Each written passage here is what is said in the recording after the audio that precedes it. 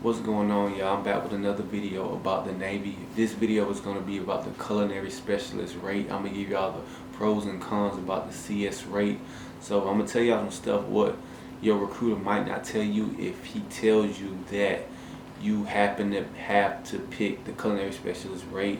So first off, if they tell you you only can pick the culinary specialist rate, that's some bull. Don't listen to them. They got other options out there. That's what they told me. They said we only got CS available for you at the time, and that's what I went with it because I didn't know no better. But if they tell you that, say no, you don't want to do that, and they'll be like, okay, well we got some other jobs here. So if they tell you that's the only job of cook you have, don't listen to them. They just have to fill their billets. So first off, I'm gonna tell you about some pros and cons about the rate. So I'm gonna start with the pros. It ain't much. As a cook, it ain't much good coming to this. It's a lot more bad than good. So I'm gonna tell you the pros. So the advancement rate is easy to advance being a cook. So I've been in 4 years now. I made E5 second class petty officer in 2 years as a cook. Came in as an E1, made it up to E5 in 2 years.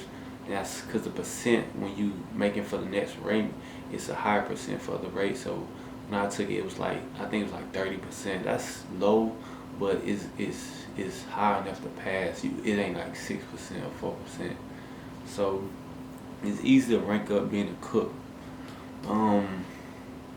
You don't have to wait in line for food. So since you cooking the food, you back there, you can eat early before everybody. You start serving people for lunch, so you don't never have to wait in line to eat. Even if you off that day and you happen to be on the ship, you can just walk in the galley, make your food. You don't have to stand in line. So that's another good thing.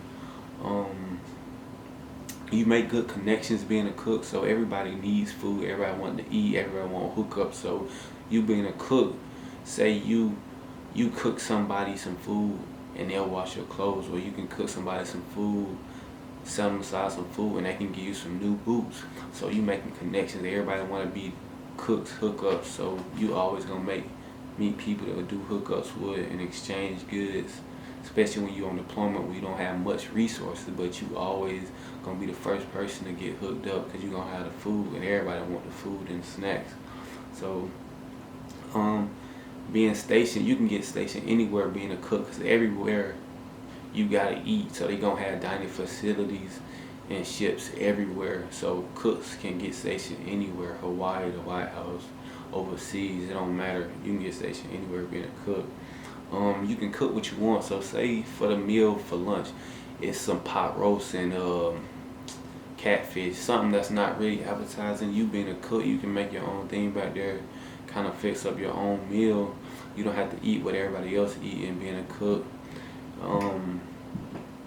You don't stand duty, so everybody else stand duty on the ship. You don't have to stand duty. Duty is 24 hours. All duties every 6 days. You gotta stand a 24-hour duty. You can't leave the ship. Being cooks, we don't have to do that. And that's if you in the galley. If you're not working in the galley, you a cook. You might have to stand duty or watch. But being in the galley cooking, you don't stand duty, so you get to go home every day. That's a good thing. It might not be early, it's gonna be late, but you still get to go home every day. At the end of the day, you get to go home. You could work in the White House. I know your recruiter probably tell you this. You could work in the White House. You could, but it's a long process. You gotta fill out a lot of paperwork, go through a lot of security clearance and all this. So your chances are slim.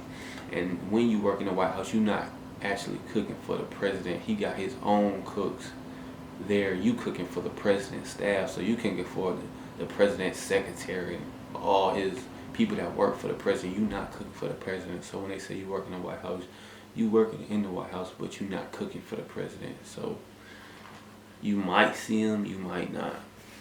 So those were the pros.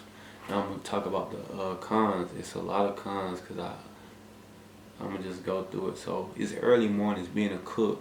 You wake up early, so we gotta be at work at 4:45. So I usually get up at 4 o'clock in the morning every day for work. And you work all day. You work 14-hour days. So you go to work by 4:45. You off at 6 p.m. That's 14 hours. of work, and it ain't just sitting down on the computer. You on your feet cooking or cleaning the whole day. You don't get no breaks. You might get a 15-20 minute break here and there, but you got to get back into it, start cooking and cleaning. You always smell like food being a cook. So you cooking in the galley, you around food. As soon as you leave the galley, you walking down the P-way or whatever, people be like, oh, it smell like onions, a sandwich, because you smell like food. You've been cooking all the time. And I really don't care for that. I come home, my girlfriend say I smell like food. It's just, I thought I was going to get away from that joining the Navy. I used to be a cook at Cracker Barrel, but I'm still back at it, man. Still back at it, smelling like food. Okay, so you work every other weekend. So every other weekend you're going to have to work. So while the rest of the ship off, you're going to be working every other weekend because you still got to cook for people that live on board the ship. So that's another thing. No matter what day it is, you always going to be cooking. Either you, your watch, or another watch going to be cooking.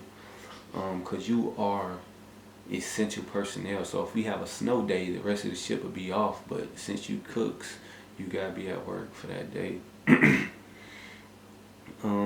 You don't get lunch break, so everybody else get like a 2 hour, hour and a half lunch break, but us being cooks during lunch, that's our working time, so we don't get a break. We might get a 20-minute break before or after lunch or the meal, but during the meal, while everybody get to sit down and eat, we in there cooking, and all breaks is like a little 15-minute, maybe eat in the back of the galley, trying to stuff our face because we don't have time. We always short on time, so while everybody else getting lunch breaks, we don't really get that lunch break.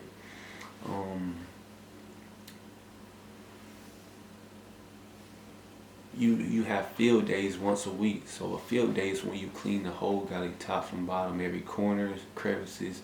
You might have to get down with a toothpick and just get the galley spotless.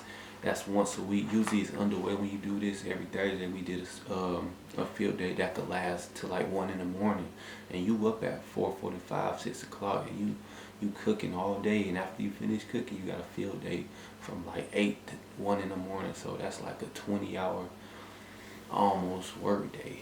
For real, it can get that real.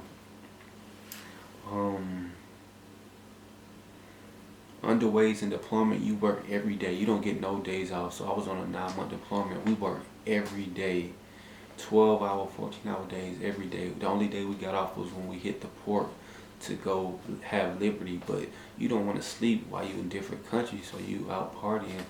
And that's like the only time. On Sunday you get holiday routine where you get to sleep in an hour, but being us cooks, we gotta put out the meal, so that varies. Sometimes we'll get it, sometimes we won't get that extra hour of sleep. So you work every day, be prepared for that. So you got FSAs that work for you, food service attendants. They usually TAD from other departments to come work for you.